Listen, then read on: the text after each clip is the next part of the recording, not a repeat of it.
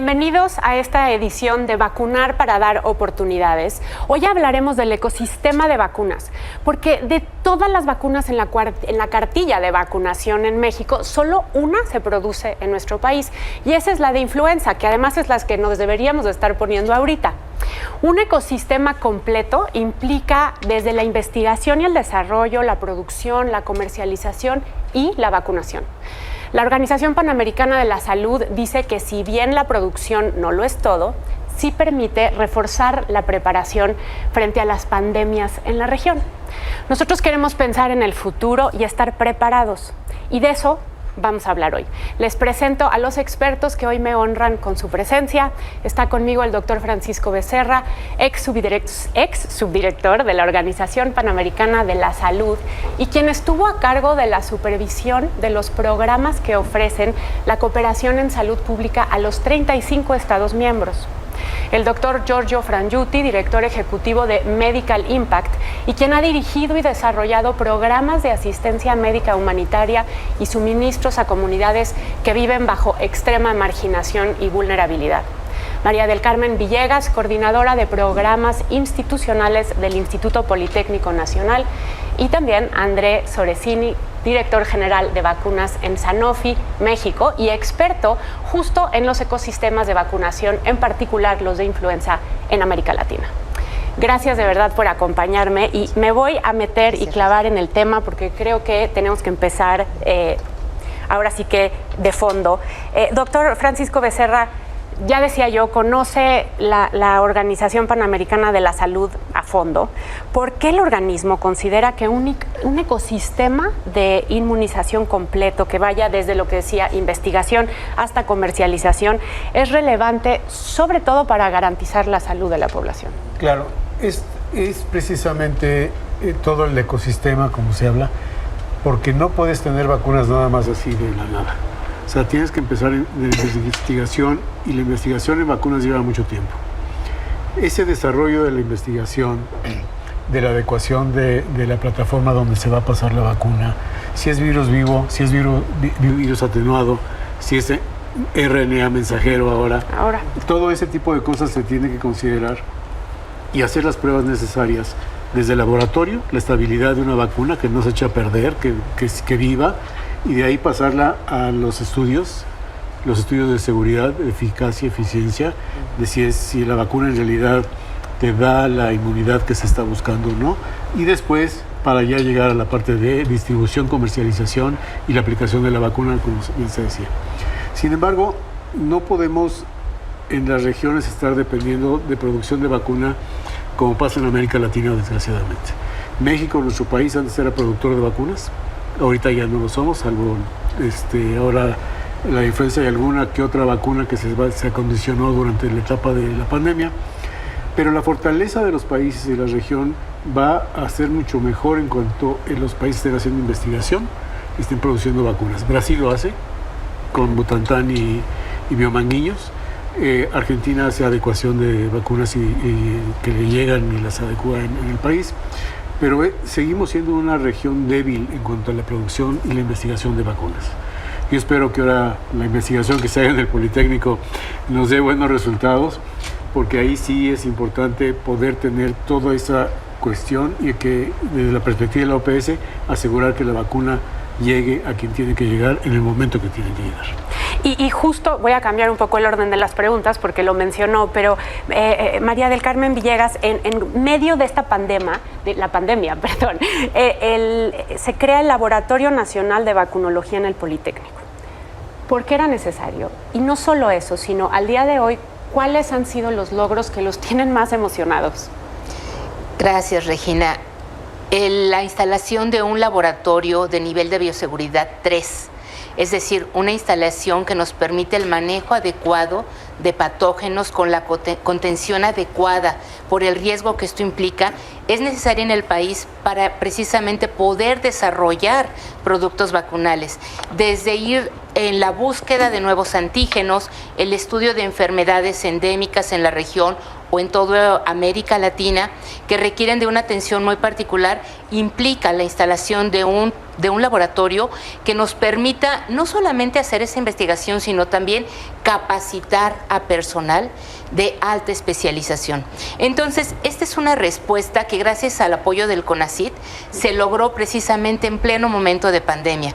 A través de su programa de laboratorios nacionales se logró concretar esta instalación que actualmente se encuentra en fase 2, es decir, fortalecimiento de la infraestructura, el equipamiento adecuado, y ya tenemos estudiantes que están desarrollando estancias de investigación enfocadas a la búsqueda de antígenos, a la preparación de anticuerpos neutralizantes de algunos de los patógenos que se están estudiando, y la intención es precisamente ir desarrollando todo este trabajo de investigación que se requiere para arrancar. Y como ya mencionaba el doctor Becerra, no es únicamente esa parte de investigación en desarrollo, tiene que hacerse también el seguimiento de los productos, el seguimiento de los antígenos, los estudios de fase preclínica, después viene la transferencia tecnológica y poder llegar a las etapas finales. Es un proceso muy complejo que requiere de una gran cantidad de actores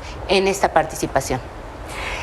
Doctor Giorgio Frangiuti, a ver, si alguien conoce lo que puede generar una vacuna que llega a una comunidad vulnerable en México, es usted. Y quiero entender un poco qué pasa cuando un país como México, en una región como América Latina, en donde a lo mejor otros países tienen un ecosistema un poco más desarrollado, como región que nos hace falta también. ¿Qué pasa cuando la producción no es autosuficiente? ¿A quién estamos poniendo en riesgo o qué es lo que estamos poniendo en riesgo? Imagina que por primera vez en la historia de la humanidad estamos desarrollando un tratado pandémico. La OMS en estos momentos, con el órgano de negociación intergubernamental, está hablando con todos los Estados miembros para desarrollar una actualización a nuestro actual reglamento sanitario internacional.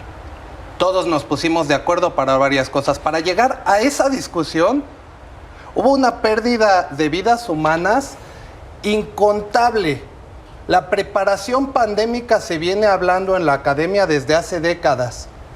Y acabamos de ver una de las olas que ha retirado la vida de millones de personas en el planeta y no despertamos lo suficiente. Llega la viruela símica nuevamente para dar un nuevo despertar y seguimos con la baja autoestima de Latinoamérica para despertar en el tenor de que en Latinoamérica existen científicos de alta gama y de calidad, con instalaciones de alta gama y de calidad para la investigación y desarrollo de nuevos biológicos y de mejorar los que actualmente existen. Latinoamérica tiene todo el potencial, como comentaba el doctor Fiocruz y Brasil, como Argentina. Existen alianzas entre múltiples academias para el desarrollo, pero no nos hemos logrado poner de acuerdo. Este foro y esta audiencia debe de entender que Latinoamérica sí tiene la capacidad de hacerle frente a los retos y desafíos científicos que tiene esta generación y el futuro para el desarrollo de nuevas vacunas. Este es un despertar y es un llamado a la acción para mi región y para mi país. Creo que vamos a regresar a este tema porque es esa parte de aprendizajes un poco y de tomar el momento para alianzas, sobre todo, y de generar algo regional que permita lo que queremos, que sobre todo es el tema de salud, ¿no? Una salud para todas las personas en la región. André, decía yo hace rato que la única vacuna en la cartilla que se produce en México es la de influenza. Cuéntanos un poco qué inversión ha requerido Sanofi para las dos plantas que tienen y cuándo podríamos ser entonces un país que pueda ser sostenible, pensemos ahora solo en la vacuna de influenza. Pues excelente pregunta. Y la verdad, efectivamente, hoy nosotros tenemos el honor y el privilegio de vacunar a 40 millones de mexicanos todos los años. Y eso es una historia que tiene ya muchos años de existir, ¿no? En primer lugar, creo que vale la pena recordar que nosotros invertimos en todas las etapas del ciclo de vida. Entonces, en la investigación, estamos invirtiendo hoy 180 millones de pesos por año más o menos en nuevos biológicos, justamente para atender esa demanda futura. Ahí involucramos más de 12.000 pacientes en 240 sitios de investigación en México, en 16 estados de la República Mexicana. Entonces estamos invirtiendo para desarrollar aquí lo que se requiere aquí y más allá de México. Pero aún más importante, como hablábamos, es que la investigación es importante, pero la investigación sin la producción es un proyecto de cajón y eso no lo queremos. Entonces hemos tomado la decisión desde el año 2012 de hacer una inversión en México de más de 5.000 millones de pesos para construir 2 plantas de producción de vacunas. Ellas se complementan para proveer a México hoy la capacidad 100% de producción, la primera vacuna 100% hecha en México. Una de las plantas, Ocoyacac, produce los antígenos. Es la planta más moderna y tecnológica con mayor capacidad de antígenos de América Latina. Está aquí en México, es nuestra. Tenemos una segunda planta que complementa a la primera y la verdad es que es un convenio de transferencia tecnológica entre Sanofi y el gobierno mexicano, producto de una coalición, de un acuerdo bilateral Francia-México, que representamos nosotros de Sanofi, pero es un acuerdo bilateral entre 2 naciones, una líder en vacunas desde hace más de 100 años, Louis Pasteur, ¿no? De los primeros creadores de vacunas, otro, México. Estamos ahorita en un momento para discutir cómo podemos acelerar la producción para que ya a partir de 2023, este año, podamos producir la primera vacuna 100% mexicana y brindar esta seguridad nacional al país. A quienes nos ven del otro lado de la pantalla y quieren enviar algunas preguntas, porque les voy a pedir que al rato se den unos minutos para responderlas, por favor utilicen los siguientes hashtags en las redes sociales de Milenio, que es hashtag MilenioForos, el que utilizamos siempre, hashtag vacúnate y hashtag las vacunas funcionan. Y sí les voy a pedir a nuestros expertos que respondan algunas de sus dudas. Y vamos un poco más a fondo con esto. Tenemos un primer panorama de cómo estamos y en dónde estamos, pero doctor Frangiuti, las vacunas, ahora lo decíamos, llegan de otros países, a veces son donaciones, a veces son procesos bastante complejos entre países lo que sucede, ¿no? ¿Qué pasa cuando un lote que llega a México tiene alguna falla, que viene de alguna donación? Estoy, ¿no?, pensando un poco en estas circunstancias que pueden ocurrir. ¿Qué causa esto en la población? Y sobre todo, ¿quién se hace responsable de esto?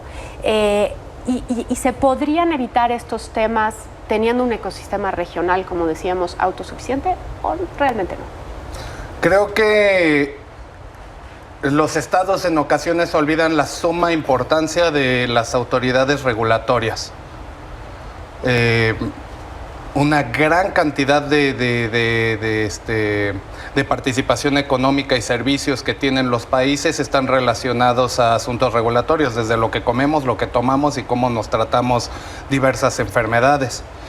Esto, sobre lo que comenta André, es la cadena de suministro desde que se produce un producto hasta que llega al beneficiario final. Y puede haber una falla en esa vacuna en toda esa cadenita, en donde se rompió la cadena de frío. La reglamentación vigente nos permite a nosotros poder visibilizar en dónde hubo la entrega desde el centro de distribución hasta el centro de salud, desde el fabricante hasta que llega al brazo del niño que más lo necesita. Entonces, creo que la forma en la que nosotros podemos aproximar la máxima seguridad, calidad y eficacia es trabajando en armonía. El sector público con el sector social, con el sector privado, con la academia y con el ente regulador. Tenemos que estar sentados en la misma mesa compartiendo los retos y desafíos. ¿Cómo vamos a llevar vacunas a Guerrero en estos momentos? ¿Cómo vamos a llevarlos en la futura pandemia? ¿Cómo vamos a asegurar que estos nuevos biológicos que descubra el Instituto Politécnico, que produzca el sector privado, lleguen a la población que más lo necesita? Son nuestro futuro, son nuestros niños y niñas que nos van a representar el día de mañana y tenemos que garantizar esa calidad. Para eso estamos en donde estamos el día de hoy. Esto me lleva un poco, doctor Becerra, a ver, hacemos muchas cosas bien en México en términos de vacunación y lo hemos hecho por mucho tiempo. Hemos llevado las vacunas a los brazos de los niños, de los mexicanos, las mexicanas que más lo necesitan durante muchos años. Pero quiero que nos diga qué es lo que hacemos mejor qué es lo que sabemos hacer mejor, por un lado, y por el otro también, porque creo que es un proceso de aprendizaje, qué podemos o qué lecciones podemos tomar de otros países en cuanto a que este proceso sea mucho más parejo para todos y que llegue a la población más vulnerable. Gracias, Regina. Primero, yo creo que las vacunas es lo más equitativo que hay para los niños y para todo el mundo. Ya no son vacunas nada más para los niños, es una vacuna, son vacunas para el curso de vida. O sea, ya tenemos vacunas desde recién nacido hasta los ancianos. Entonces ya la vacuna se ha convertido en una protección en el curso de vida. Y yo creo que México tiene muy buenas cosas en cuanto a que el sector salud une fuerzas para poder vacunar. Es cuando ya no importa si eres derechohabiente del ISSSTE, del Seguro Social, de Pemex, puedes acudir a cualquier puesto de vacunación en cualquiera de los centros de salud o clínicas del sector social y te pueden vacunar. Eso creo que es uno de los grandes beneficios que México tiene y de las cosas que hacemos bien. Tenemos un gran cuerpo de enfermería, y lo platicábamos antes de entrar al foro con ANE, de que las enfermeras son las que manejan el sistema de vacunación, lo operan y se ponen la camiseta de una manera impresionante. Los que hemos tenido oportunidad de trabajar a nivel de campo y de ir con las enfermeras son las más entusiastas para vacunar. Y creo que ese espíritu de enfermería nos ha permitido tener mejores coberturas. Sin embargo, hay cosas que debemos de recolectar de lo que pasó en la pandemia y qué falló, qué podemos hacer mejor. Y creo que ahí todo lo vimos, o sea, el bajón que dieron las coberturas de vacunación durante la pandemia, y no fue nada más en México, fue en general en la mayoría de los países en la región, nos habla de que los sistemas de salud no fueron resilientes. Resilientes en el sentido de seguir trabajando durante la pandemia, no nada más de que ahorita espero que los centros de salud y los hospitales en Guerrero hayan sido resilientes por el clima, pero si no, tienen que ser resilientes para seguir otorgando los servicios de salud. Y México falló y podemos ver que otros países no lo hicieron. Costa Rica, Chile mantuvieron las coberturas de vacunación. O sea, sí hubo entonces, Costa Rica y Chile son dos ejemplos que sí, digamos que hubo menor baja en términos de vacunación. Correcto. Okay. María del Carmen, estamos hablando de un poco esta parte de la investigación. Necesitamos la investigación, no solo que sea la investigación correcta para los mexicanos cuando estamos hablando de vacunación, ¿no? Que responda a nuestras necesidades, pero también que pueda implementarse. Creo que vimos un ejemplo grandioso en COVID, o sea, vimos que hubo las suficientes alianzas para tener una vacuna que llegó y que se dispersó en el mundo y entonces pudimos actuar rápido. Pero en México, un poco cuéntanos qué necesitamos para que la investigación que ya están haciendo ustedes no se quede en el cajón, que creo que eso sería tristísimo, sino que realmente permita incluso en una emergencia actuar y implementarse y comercializarse y llegar en el caso necesario a los brazos de los mexicanos.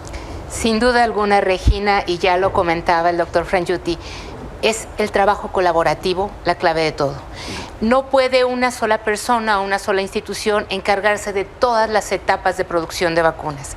Necesitamos esa parte de investigación, necesitamos hacer transferencia tecnológica, necesitamos atender los requerimientos regulatorios, necesitamos programas de distribución, de aplicación que aseguren esa cobertura, que garanticen esa cobertura. ¿Cuál es la clave del trabajo colaborativo? Sector gubernamental, organizaciones no gubernamentales, el sector empresarial o sector privado, la academia, y sobre todo que siempre todo lleve un enfoque de desarrollo sustentable, que tengamos compromiso social, que cuidemos todos estos factores. Es una participación multipartita en la que cada uno debe de cumplir con la responsabilidad que nos toca. Y en eso hablo desde la parte de la academia en ese sentido, pero no basta solamente con hacer ese desarrollo. Tenemos que estar todos comunicándonos, todos dialogando y trabajando en forma paralela para que pueda cumplirse. Creo que el verdadero objetivo es ese, que logremos establecer alianzas lo suficientemente sólidas para que nos permitan garantizar ese trabajo a futuro. ¿Cómo trabajan desde el Politécnico para realizar estas alianzas? O sea, ¿cómo desde el laboratorio de vacunación se logra esta conversación? Precisamente contamos con aliados estratégicos como lo es Sanofi, por ejemplo, en el que se establece precisamente un grupo de objetivos comunes que vamos a ir cubriendo. Nosotros nos enfocamos, por ejemplo, en esa parte de desarrollo, de investigación, pero no tenemos después la fortaleza, las instalaciones para seguir con ciertos pasos.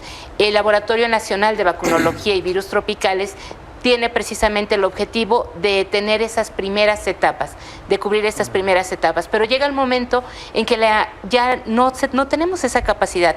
Necesitamos dar el siguiente paso y ahí es donde entran aliados como Sanofi precisamente. Entonces hemos tenido una colaboración muy estrecha en los últimos meses y es muy satisfactorio porque estamos construyendo esas alianzas. Gracias. Andrés, si queremos tener esta capacidad de reacción, ¿no? Ahora hablábamos al inicio de que necesitamos en la región poder tener un sistema, un ecosistema de vacunación que permita la producción, la comercialización y sobre todo la entrega de las vacunas, o sea, tienen que llegar a la ciudadanía. ¿Cuál es la oportunidad de México en cuanto a lograr este ecosistema regional? ¿Cómo nos ayudaría en términos de salud, de inversión, de empleo e incluso podríamos ser exportadores de vacunas o ya estoy exagerando? Regina, si somos soñadores, aquí somos todos, creo, ¿no? Todos queremos buscar justamente esta solución para México. Lo que creo que hace falta en este momento es construir el ecosistema de una forma donde se valore la inversión, que la producción sea vista como un valor al país. Porque salud pública es un tema de seguridad nacional, no es un tema simplemente de salud, va mucho más allá. Y para lograr esto necesitamos empezar a discutir no precios, valores, el valor del aporte estratégico, el valor de la reacción pandémica. Todo eso que estamos aportando hoy nos hace preguntar cuál es el valor de esto. ¿Por qué hoy en México se valora menos que lo valora Brasil o Argentina? El ecosistema creció y desarrolló en otros países justamente a raíz de esto. Porque se valora la inversión local, se valora la producción local. ¿Y por qué? El concepto del círculo virtuoso. Mientras más podemos producir vacunas en un país, más economía estamos generando, más empleo de alto nivel, más ciencia local, más gente inmunizada, menos muertes. ¿Quién está perdiendo en esto? Todos ganamos. Entonces, eso es el valor que puede aportar la condición de la producción local de vacunas. Ahora, la pregunta es, ¿exportar? Pues yo estoy seguro que sí. El mejor país en Latinoamérica para tener una capacidad productiva para mí es México. ¿Por qué? Porque los virus respiratorios que causan las pandemias son estacionales, es decir, ocurren durante el invierno. El invierno en México es diferente del invierno en Latinoamérica. El invierno aquí entre noviembre y marzo. En Latinoamérica entre abril y septiembre. Entonces, ¿qué pasa? México podría abastecer todo su mercado local y luego tener la capacidad de exportación por 6 meses del año. Entonces, hoy, por eso la capacidad productiva que tenemos aquí, Sanofi, en México, es mucho mayor que la demanda potencial del país. Porque queremos, sí, que México sea el hub exportador de vacunas junto con el gobierno mexicano. Entonces no estaba tan extraña mi pregunta. Para nada. Okay, bueno.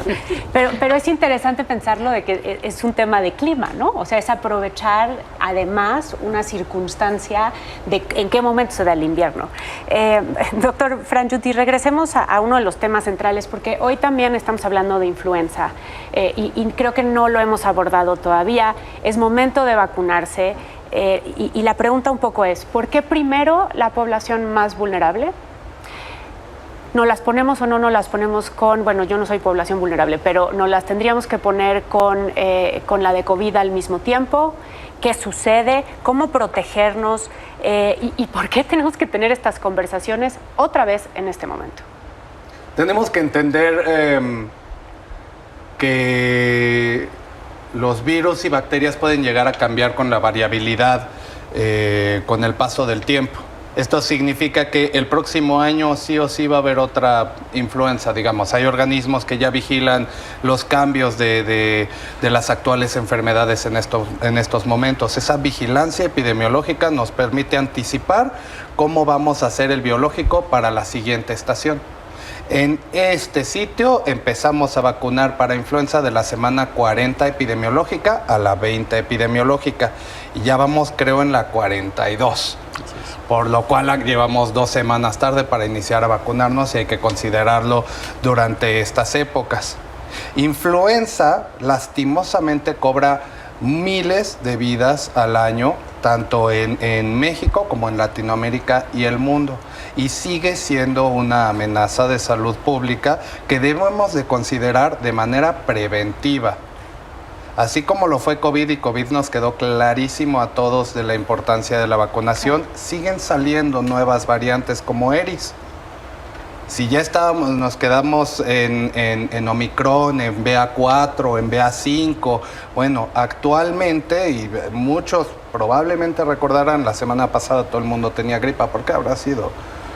Porque al mismo tiempo sigue sucediendo esta enfermedad. Sin embargo, gracias al éxito de la vacunación, el nivel de hospitalización y la tasa de morbimortalidad de esta enfermedad ha disminuido dramáticamente. Si la queremos mantener baja, como la de influenza, debemos considerar la vacunación anteponiéndolo todo. La vacunación ha demostrado que es tan fiel y tan efectiva como el agua potable, casi como el agua potable. ¿Y por qué la estamos peleando? ¿Por qué en este siglo seguimos peleando el avance del sector privado y de la academia en este sentido? ¿Por qué apremiamos que llega Tesla, pero castigamos que llega un laboratorio a producir nuestra vacuna? Creo que esas son las cosas que debemos de poner en el punto de reflexión a posteriori y considerar que las vacunas salvan vidas.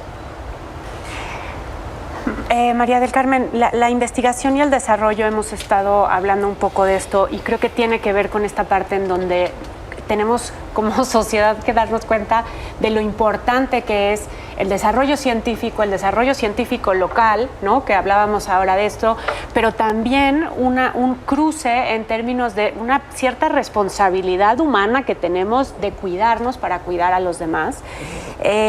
Digamos, en este sentido, ¿cuál es el pendiente quizá que tenga México? ¿Qué se requiere para que logremos avanzar, para que tengamos más investigación, para que tengamos más ciencia y se le ponga ese valor del que hablaba hace rato André y logremos no solo, hace rato hablábamos de quedarse en el cajón, creo que no se trata de eso, ¿no? Sí. Ni siquiera, sino ya que sea algo que podamos compartir, quizá utilizar la misma palabra, exportar al mundo. En el Instituto Politécnico Nacional, Regina, estamos ya tomando acciones concretas. Una de ellas es, por ejemplo, que se creó un posgrado profesionalizante. ¿Qué quiere decir esto? No es únicamente un programa de maestría o doctorado que está enfocado a la investigación científica, sino que cubre las diferentes etapas de todo el proceso de desarrollo de vacunas. Lo que mencionabas hace rato, esos procesos. Exactamente. Sí hay investigación científica, pero también hay un estudio, comprensión, seguimiento de la parte regulatoria. Sí hay también esa profundización en la transferencia tecnológica al sector productivo. La intención es que estas personas, mujeres y hombres que se están preparando en este programa de posgrado, tengan la capacidad de insertarse en las diferentes etapas, sean capaces de interactuar con los diferentes actores, sea el sector productivo, sean organismos gubernamentales, organismos no gubernamentales, pero que tengan este panorama completo. Esas son las acciones concretas que tenemos que generar y reitero, que las alianzas que tenemos entre los diferentes entes que ya hemos mencionado sean colaboraciones muy abiertas, muy transparentes, muy estrechas, en las que el diálogo sea continuo y esté enfocado a objetivos comunes. Un poco pensando en la audiencia, pero para llegar a esta maestría, ¿cuál es la formación que tienen que tener? Formación en ciencias médico-biológicas. Están incorporándose alumnos que estudian. Hay varias carreras, ¿no? QVP, QFI, QFB, dependiendo de la universidad, porque estamos abiertos a recibir a estudiantes de otras casas de estudios, pero digamos microbiología, médicos, ingenieros biofarmacéuticos, ingenieros biomédicos, todos aquellos que tienen esta capacidad de formación en términos de ciencias médico-biológicas. Gracias. André, ¿Qué podría ser un aliciente, un trampolín? ¿Cómo le hacemos para realmente tener un ecosistema completo y funcional? ¿Cuál sería para ti, digamos, esta carta a Santa Claus? Creo que mi carta de Santa Claus, para no repetir las palabras del doctor Giorgio, doctor Francisco y de Mari Carmen, pero necesitamos construir más puentes que muros, ¿no? Si algo hemos aprendido en la pandemia es que construir muros nos hace encerrarnos en un mundo que no será productivo para nadie. Pero el construir puentes, sí. Hoy estamos en esta mesa instituciones muy diferentes, de partes del sector salud o interesados en el sector salud, de partes diferentes de la sociedad. Eso necesitamos hacer mucho más. Lo que estamos buscando es lo mismo todos. Yo personalmente represento una empresa que sueña con un mundo en el que nadie sufra ni muera a causa de una enfermedad prevenible por vacunación.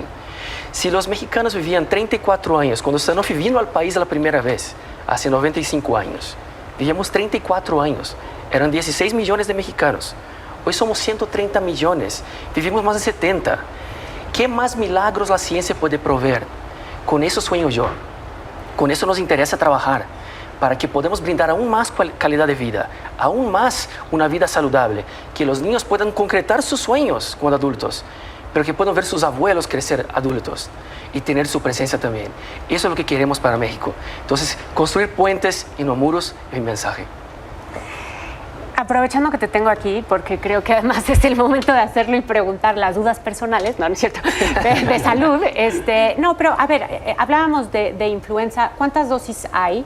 ¿Cuántas dosis produjeron este año? ¿A dónde vamos a ponérnoslas? ¿Qué hacemos? ¿Quién es primero? O sea, abordemos ese tema. La campaña de vacunación nacional empezó el 16 de octubre, entonces tenemos en México alrededor de 35 millones de dosis de vacunas contra influenza.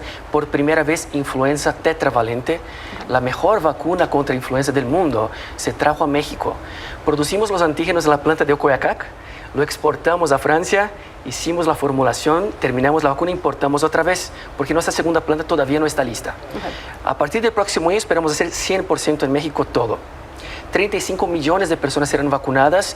Creemos que hay oportunidad de buscar aún más grupos vulnerables que puedan vacunarse en el futuro y tenemos capacidad para eso. Así que la autosuficiencia está y el interés para impacto en salud pública también. Entonces tenemos que ir a vacunarnos ya nada más. Es correcto. A todos que nos escuchen, por favor. Ese es el momento. Doctor Becerra, la tasa de vacunación ya lo abordamos un poco antes, ha ido cayendo no solo en México, está cayendo en el mundo. Entiendo que 1 de cada 5 niños y niñas no recibe la inmunización que necesita. En esta cartilla de vacunación que nos permite como iniciar nuestra vida con el pie derecho, quizás sería la manera en la que yo lo pondría. Hace rato hablaba un poco de equidad. ¿Cómo es entonces la vacunación un proceso de equidad en un mundo tan desigual y en un país tan desigual como el que tenemos? Precisamente, Regina, lo que yo decía antes es de que la vacuna es donde empieza un niño con una equidad en cuanto a salud para su vida. Si tenemos a todos los niños protegidos con vacunas, les estamos dando una gran oportunidad de salud y de vida para que puedan crecer sanos. Sin embargo, si seguimos con esta tasa de descendencia que ya viene desde 2012 más o menos en toda la región, se empezó a ver cómo empezaban a bajar las tasas de vacunación. Esto nos pone en una situación crítica porque hay muchos niños recién nacidos que no han sido vacunados. Con la pandemia se perdieron esquemas de vacunación. Si el niño tenía una primera dosis, tenía que ir por una segunda dosis, a lo mejor se rompió ese esquema y ese niño ya no estaba vacunado. O no completó su esquema de vacunación, como dice la cartilla que tiene que hacer.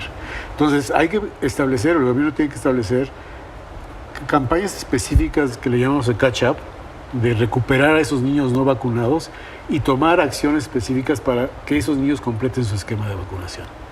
Sin embargo, apenas hace unos días la OPS sacó una alerta de posibles brotes de sarampión. Sí. ¿Sí? O sea, muchos de los que pasan, de los migrantes que vienen, sobre todo africanos, haitianos, pueden traer sarampión. ¿Sí? Y están empezando a haber pequeños brotes de sarampión en la región. Esto habla de que no hay la suficiente cobertura de vacunación en los diferentes países. Porque si tienes una tasa de vacunación por arriba del 90%, estás protegiendo la mayor cantidad de niños y de personas. Entonces, si llega una persona enferma con sarampión, se va a enfrentar con un bloqueo natural por los niños que ya están vacunados. Entonces se rompe la cadena de transmisión. Pero si esa persona llega y se encuentra con un grupo que no está vacunado, empieza el brote de sarampión o de cualquier enfermedad. Entonces son los riesgos que tenemos si no tenemos una buena tasa de cobertura de vacunación. A ver, y esto me lleva un poco a otra pregunta, me voy a alargar, perdón, pero ya estamos aquí. Creo que, ¿qué tenemos que hacer? Porque también es un tema de los papás, es un tema de los centros de salud. O sea, ¿cómo comunicamos? ¿Cómo decimos si no tienes la segunda vacuna, entonces ya no estás protegido, ve por tu segunda vacuna? ¿Cómo podríamos hacer un llamado a los mexicanos a que volteen a ver su cartilla de vacunación? Y aquí sí me refiero no solo a los niños, porque los adultos tampoco tenemos refuerzos. Entonces, ¿cómo revisar nuestra circunstancia de vacunación? Mira, yo creo que México tiene una buena aceptación de la vacuna. Cuando estábamos en la pandemia había por ahí un monitoreo global de aceptación de la vacuna y México siempre estuvo por arriba del 85%. Okay. Eso nos habla que México siempre ha aceptado la vacuna. Y no, o sea, siempre hay grupos que están en contra, pero eso ya es otra cosa, eso podría para un foro específico, pero afortunadamente sí tenemos una buena aceptación. Ahora, los padres son los responsables de los niños y nosotros como adultos somos responsables de nosotros mismos. Entonces, esa responsabilidad del adulto de llevar a los niños tiene que cumplirse y nosotros tenemos que ser conscientes también. Pero ¿qué pasa? Si los centros de salud abren nada más de 8 a 2 y los papás trabajan y no hay quien lleve al niño a vacunar, se pierden oportunidades. Si la mamá va a consulta con el niño y va a estar 2 horas en la sala de espera, hay que aprovechar esa oportunidad para vacunar a los niños o a los adultos. Entonces, el sistema de salud tiene que tener esas oportunidades, ofrecer esas oportunidades de extender los horarios de cobertura de vacunación, hacer campañas de vacunación en lugares concurridos, facilitar el acceso a la vacuna, y eso le toca a las instituciones de salud. Nosotros como ciudadanos tenemos que ser conscientes de llevar a los niños y de llevarnos nosotros mismos a vacunar. Ahora, la población vulnerable para influenza, niños, mujeres embarazadas, adultos con enfermedades crónicas, adultos mayores, ¿sí? Personas con asma, personas con enfermedades respiratorias. Tenemos que ser conscientes de que la vacuna no es de que, ¿para qué me vacuno si me voy a enfermar? Sí, te vas a enfermar, pero más levemente si es que te da influenza. Claro. No vas a llegar al hospital. Hay vacunas que sí cortan la enfermedad, como es la de sarampión, que te vacunan contra el sarampión y eres inmune para toda tu vida. Pero la influenza varía. Y las vacunas como la de COVID y la de influenza te protegen para que si te da la enfermedad tengas las defensas para que no te enfermes peor o llegues a un hospital. Doctor Frangiuti, usted que tiene Medical Impact llega a las comunidades más vulnerables, ¿cómo les dicen que no quieren la vacuna? ¿Cómo dialogar cuando alguien dice, no, yo no me quiero vacunar? Es muy difícil. Yo nada más adicionaría que también sociedad civil se vincula en el esfuerzo de vacunación. Medical Impact vacuna miles de personas al año en este país y en muchos otros. Correcto. Y somos un equipo desde el monitoreo y evaluación de la política pública hasta la implementación de la misma. Vamos de la mano. Creo que cementando eso, las lecciones que tenemos de la implementación de sector público, retomando un poco, doctor, esos horarios me tocaba en la comunidad más pobre de México. Llegaba la caravana a la hora de que los padres salían a trabajar y es gente que vive al día y lamentablemente no se puede esperar a la hora que decide llegar la caravana y la caravana se va a la fracción del minuto. Da la 1:59 y el doctor ya empacó y ya se fue y regresamos en 2 meses. Sí, lamentablemente y lastimosamente la cadena de suministro se detiene porque México, siendo una población tan diversa, pero también geográficamente y topográficamente muy difícil de accesar para algunas comunidades, dificulta mucho que lleguemos a esos lugares. Varias temáticas que proponen inestabilidad política y social, adicionando a la dificultad de llegar, la barrera del lenguaje levantamientos en armas paramilitares hacen todavía más difícil la comunicación. Ahorita platicando sobre los grupos antivacunas, pues ¿cuál es el patógeno que más que más rápido se contagia? Hace 3 años contestaría sarampión, ahora contestaría SARS-CoV-2. Bueno, no, son las fake news, son mi tía mandando WhatsApp, ¿no? Entonces creo que la forma en la que nosotros comunicamos a audiencias como la que se nos presenta hoy, con expertos en la mesa, en español, doctor, es la forma en la que vamos a llevar un mensaje complejo de padres y madres a hijos y de ejemplo a futuro. Como ya me extendí y me quedan nada de minutos, les voy a pedir que me ayuden con las conclusiones rápidamente. María del Carmen, si la audiencia tiene que quedarse con un mensaje, ¿cuál es el que a ti te gustaría que fuera? Que trabajemos en equipo, que nos sumemos todos en este esfuerzo de recuperar la soberanía en el desarrollo y producción de vacunas, que vayamos a cobertura total a nuestra población trabajando de la mano, y agradecer a grupos como Sanofi, a Foro Milenio, que nos dan la oportunidad de hacer llegar este mensaje a la población. Gracias. Muchas gracias, Regina. Gracias a ti. Doctor Frangiuti. Latinoamérica vive. Latinoamérica puede demostrar que tiene el alcance y el impacto para cambiar el futuro y el resto del mundo. Gracias, doctor Becerra. Las vacunas salvan vidas. Gracias. Así de fácil. Así de fácil, André. Mari Carmen robó la mía, pero en serio yo quería decir, me preguntan mucho en la calle, ¿qué vacuna me recomiendas tú como director general? Piensa que voy a prescribir una marca.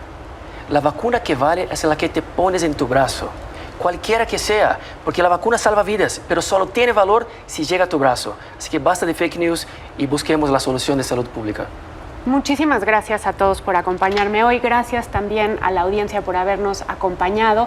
Y ahora vamos a ver un video para conocer a los ganadores, porque de hecho por eso estamos aquí, de la 9ª edición del premio Vacunar para Dar Oportunidades.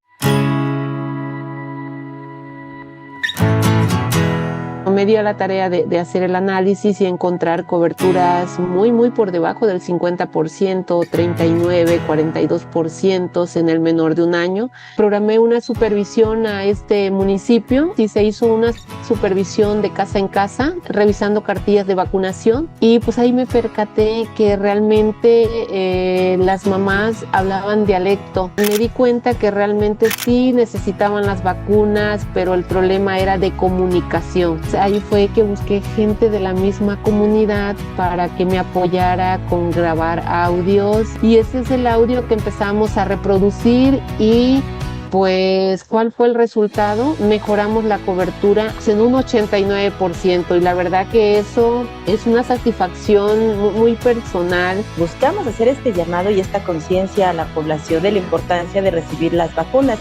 En este caso, el proyecto fue sobre la vacuna de cáncer cervicouterino. Se publicó la nota el 26 de marzo, que es el Día Mundial del Cáncer de Cuello Uterino. Sabemos que esta vacuna ya es parte del esquema básico de vacunación para las niñas. Pues prácticamente era empezar con este llamado a la población de que ya estaba disponible la vacuna, que podían acudir, que pues tenían que estar pendientes y revisar sobre todo el esquema para las niñas que en estos años estuvo fuera la vacunación, pues que pudieran retomarlo. Este proyecto es un intento de podcast con la finalidad de comunicar y acercar con más pediatras información actualizada, muy reciente, pero teniendo en consideración nuevamente esta estrategia de las redes sociales que está abierta hacia todo el mundo, eso lo convierte en una cosa muy única, ¿no? Que es a lo mejor publicación intencionada para profesionales de la salud, para pediatras, pero con nivel de atención o de intención también para familias, papás, mamás, para público en general. Y evidentemente, pues, como está avanzando tan rápidamente el mundo de la vacunación, la vacunología, siempre hay información nueva, siempre. Tenemos que estar muy al tanto de esto, cómo vamos avanzando y cómo se enriquece pues el conocimiento médico y el conocimiento general de la tecnología de las vacunas que avanza rapidísimo. En el 2017 me dan la responsabilidad del programa de vacunación universal de aquí del municipio del Centro, a donde es un gran reto como persona de salud el tener a cargo 7 CESAs con 92 unidades de salud, y que para nosotros es importante seguir dando, llevando, controlando, dirigiendo, planeando lo que es su meta sobre todo, y para lograr tener a nuestras coberturas en un 95%. Yo comencé en la Sierra de Guanajuato, iba de voluntaria, veía pues cómo andaban las enfermeras brigadeando. Yo apenas era estudiante de enfermería y bueno, pues he tenido la fortuna también a toda mi formación académica, pues participar en grandes eventos en la vacunación universal, como me ha tocado participar en su momento cuando fue la campaña masiva para erradicar la rubiola congénita, igual en la epidemia de influenza, pues también me tocó estar allí en esos eventos, estar organizando brigadas, andar brigadeando con mis compañeros, estar vacunando a todas las personas susceptibles.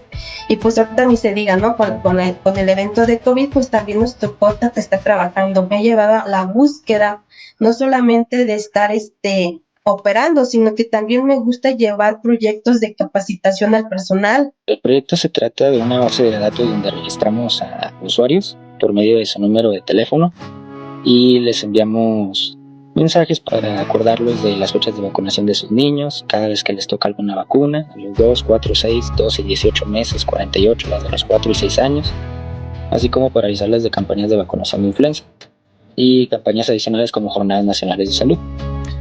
Nace de la necesidad de poder ofrecer el servicio a los usuarios, pero en un tiempo rápido y eficiente, y por medio de las herramientas como lo es el WhatsApp, se dieran respuestas rápidas, es decir, nada más pone un comando y se manda la respuesta en automático y se logra atender de una manera más fácil, más eficaz a las personas y quedan muy encantadas con el servicio.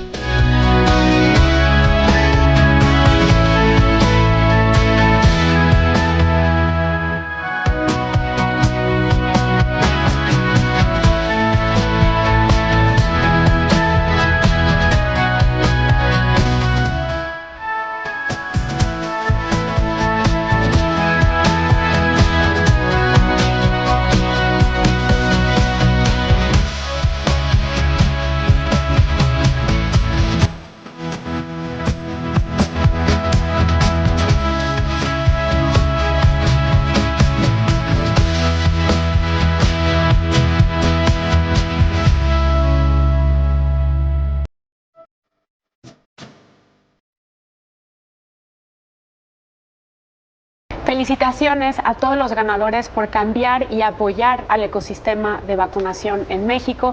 Y vamos ahora a escuchar un mensaje del doctor Manuel Cervantes, titular del programa IMSS Bienestar. Hay 3 razones que son fundamentales por qué es importante la vacunación en el pueblo de México. Primero, es la prevención de las enfermedades en donde las vacunas nos van a prevenir de estas enfermedades que son prevenibles por vacunación. Ese es un componente muy importante de manera individual. El otro es que esta misma protección puede ser individual y colectiva. A los mexicanos que se ponen una vacuna y que desgraciadamente algunos otros mexicanos que por sus circunstancias de salud no pudieran vacunarse, hay un efecto de protección colectiva. Es decir, hay una inmunidad cruzada en donde vamos a proteger a las personas que por X circunstancias, algunas de ellas médicas, no puedan vacunarse. Y el tercer componente es que el programa de vacunación de nuestro país es un programa robusto en donde con la prevención de estas enfermedades infecciosas a través de la vacuna, pues tenemos ahorros en la carga de enfermedad, es decir, es mejor prevenir que estar haciendo hospitalizaciones o que muchas de estas hospitalizaciones van a llevar a la muerte por no haber sido aplicada una vacuna. Es decir, hay un componente muy importante de al vacunarnos y el no llegar a tener una hospitalización, pues disminuimos la carga de enfermedad para los sistemas de salud. Primero debemos de reconocer que la pandemia, al dedicarnos los sistemas de salud en el mundo y en el propio país, pues tuvimos que dedicarnos a actuar con mucha precisión y con mucha eficacia esta enfermedad. Además de tener de manera muy rápida y expedita las vacunas que estuvieron dispuestas en nuestro país, 7 de ellas muy importantes, para nosotros poder combatir contra el COVID-19. Sin embargo, el rezago de vacunas, que fue nada más en todo el mundo, sino nada más en el país, sino en todo el mundo, tenemos un rezago importante de estas vacunas. Primero tenemos que reconocer que tenemos un rezago, que tenemos que trabajar en equipo entre las instituciones del sector salud y el sector privado, primero para reconocer este rezago y segundo para diseñar estrategias de manera precisa en equipo, sectoriales, para poder ver este rezago y tener una plataforma de seguimiento de qué tamaño es el número del rezago. Lo anterior, pues para poder nosotros disponer de vacunas y combatir de una manera estratégica, sistematizada y metodológica, combatir ese rezago, sin olvidarnos de la capacitación al personal de salud y a la sensibilización de toda la sociedad mexicana para poder acudir a las instituciones de salud y privadas a recuperar las vacunas que no pudimos aplicar por razones de la pandemia, que no nada más fue en nuestro país, sino en el mundo. Primero, una felicitación a todos ellos, a quien hace posible de reconocer a los ganadores del Premio Vacunar para dar oportunidades 2023, con el apoyo de todos ellos, con su esfuerzo, con la pasión a un desafío tan importante como es el Programa Nacional de Vacunación de nuestro país. Sin ellos no sería posible. Con la experiencia de ellos y con su compromiso, ellos y nosotros hacemos y logramos tener un país más sano, más productivo, pero sobre todo un país fuerte, como decimos en el Instituto Mexicano del Seguro Social, con rumbo al porvenir. Muchas gracias al doctor Cervantes, también a los panelistas que me acompañaron el día de hoy en esta edición de Milenio Foros, y muchas gracias a la audiencia por habernos acompañado. Nos vemos en la siguiente edición. Muy buena tarde.